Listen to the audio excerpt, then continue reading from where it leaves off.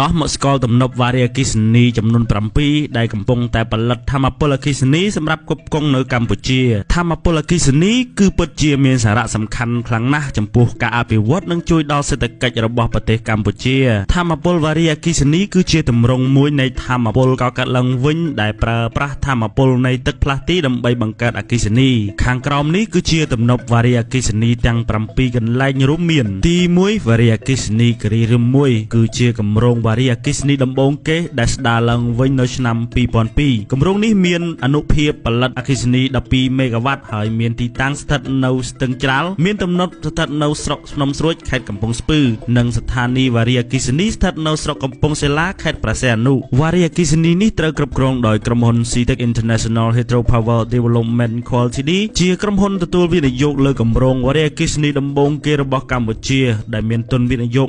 $26 លានអាមេរិកទី2វារីអគ្គិសនីកម្ចាយវាគឺជាវារីអគ្គិសនីទី2ដែលមានអនុភាពផលិតថាមពលអគ្គិសនីបាន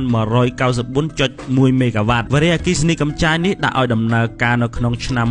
2011ដែលមានទីតាំងស្ថិតនៅស្ទឹងកម្ចាយស្រុកទឹកឈូខេត្តកំពតដែលមានក្រុមហ៊ុនវិនិយោគលើគម្រោងនេះគឺក្រុមហ៊ុន Sino Hydro កម្ចាយ Hydroelectric Project ទី3វារីអគ្គិសនីគិរីរំ3ដែលមានអនុភាពផលិតថាមពលអគ្គិសនីបាន18មេហ្គាវ៉ាត់និងជាគម្រោងវារីអគ្គិសនីទី3ដែលដាក់ឲ្យដំណើរការនៅឆ្នាំ2013វារីអគ្គិសនីគិរីរំ3នេះដែរមានទីតាំងស្ថិតនៅតាមដងស្ទឹងពងរូលស្ថិតនៅឃុំដងព្រែកស្រុកស្រែអំបិលខេត្តកោះកុងដែលជាក្រុមហ៊ុនវិនិយោគលើគម្រោងនេះដែលមានឈ្មោះថា CITIC International Hydropower Development Co Ltd ទី4វារីអគ្គិសនីតឹងតាតៃវាជាវារីអគ្គិសនីទី4ដែលមានអនុភាពផលិតអគ្គិសនីបាន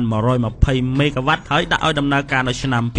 2014វារីអគ្គិសនីស្ទឹងអាតៃមានទីតាំងស្ថិតនៅតំបន់ត្រីកោណស្ថិតនៅភូមិសាស្ត្រខេត្តកំពង់ស្ពឺខេត្តកោះកុងនិងខេត្តពោធិ៍សាត់ស្ថិតនៅឃុំអូសំស្រុកវាវែងខេត្តពោធិ៍សាត់វារីអគ្គិសនីស្ទឹងអាតៃនេះវិនិយោគដោយក្រុមហ៊ុន CHD Cambodia Hydropower Development Co Ltd ទី5វារីអគ្គិសនីស្ទឹងឫស្សីជុំក្រោមជាវារីអគ្គិសនីទី5គម្រោងនេះមានអនុភាពផលិតថាមពលអគ្គិសនីបាន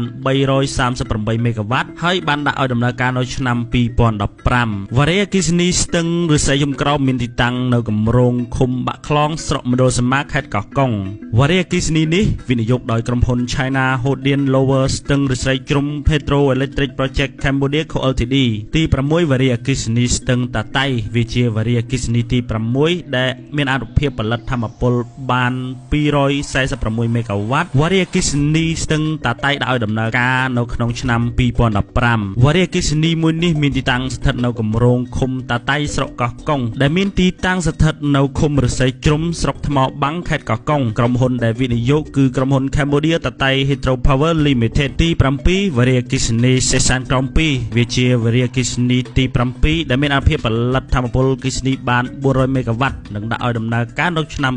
2018វារីអគ្គិសនីសេសានក្រោម2មានទីតាំងនៅចំណុចប្រសព្វនៃទន្លេសេសាននិងទន្លេព្រែកពកស្ថិតនៅឃុំភ្លុកស្រុកសេសានខេត្តស្ទឹងត្រែងគម្រោងនេះគឺជាការវិនិយោគរួមគ្នារវាងក្រុមហ៊ុន3រួមមានក្រុមហ៊ុន Hydroland Cheng International Energy របស់ចិននិងក្រុមហ៊ុន Royal Group របស់អ្នកអាជ្ញាកិត្តមេងនិងក្រុមហ៊ុន EVNI របស់វៀតណាមវារីអគ្គិសនីសេសានក្រោម2ប្រើទុនវិនិយោគសរុបជាង$800 លានអាមេរិកមិនតែប៉ុណ្ណោះកម្ពុជាក៏មានគម្រោង2បន្ថែមទៀតក៏កំពុងដាក់ដំណើរការសាងសង់គឺទី1គម្រោងវារីអគ្គិសនីស្ទឹងតាតៃលើដែលអាចនឹងផលិតថាមពលអគ្គិសនីបាន150មេហ្គាវ៉ាត់គម្រោងនេះស្ថិតនៅស្រុកថ្មបាំងខេត្តកោះកុងដែលក្រុងចំណាយថវិកាប្រមាណ$389 លានចំណែកឯគម្រោងទី2គឺគម្រោងវារីអគ្គិសនីស្ទឹងពោធិ៍សាត់1ដែលស្ថិតនៅស្រុកវាវែងខេត្តពោធិ៍សាត់ដែលមានសមត្ថភាពផលិតថាមពលអគ្គិសនីបាន80មេហ្គាវ៉ាត់គម្រោងនេះវិនិយោគដោយក្រុមហ៊ុនកូរ៉េខាងត្បូង SPHP Cambodia Co Ltd ក្នុងទំហំទឹកប្រាក់វិនិយោគជាង$231 លាន